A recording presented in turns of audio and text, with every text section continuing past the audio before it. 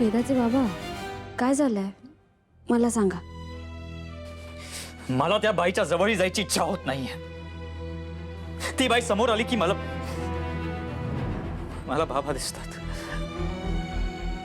कधी नव्हे तर माझ्या सख्या आईची आठवण येते. ज्या बाईने माझ्या बाबांना, माझ्या आईला, अंबिकाला मारलं, त्याच बाईला मला आई म्हणावं लागतंय. वेदाचे बाबा हे बघा, काही दिवस तुम्हाला हा त्रास सहन करावाच लागेल. कळतंय मला, फक्त अवघड जातंय.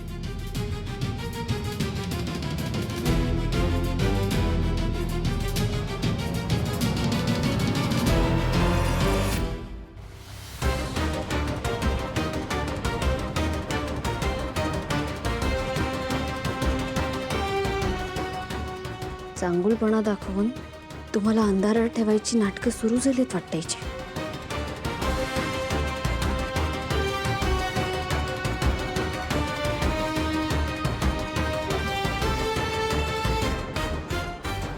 मला म्हणे सगळं आधीसारखं करूयात.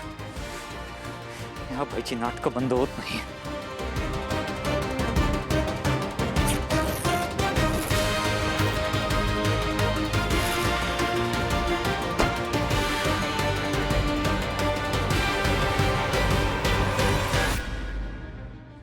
वेदाचे बाबा तुम्ही शांत व्हा ना. हे बघा, असं हायपर होऊन काहीच उपयोग नाहीये. उलट ती सावध होईल. काय करू मग?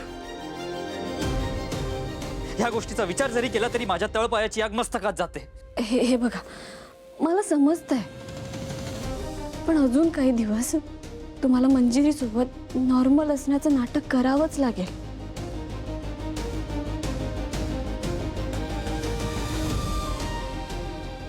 प्लीज. हे बघा, तुम्ही या इथे बसा. या ना प्लीज. बसा, मी पाणी घेऊन येते तुमच्यासाठी. हां,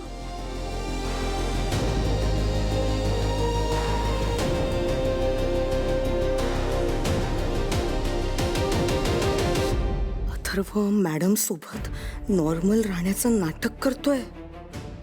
म्हणजे याला मॅडमचं सत्य कळलंय की काय?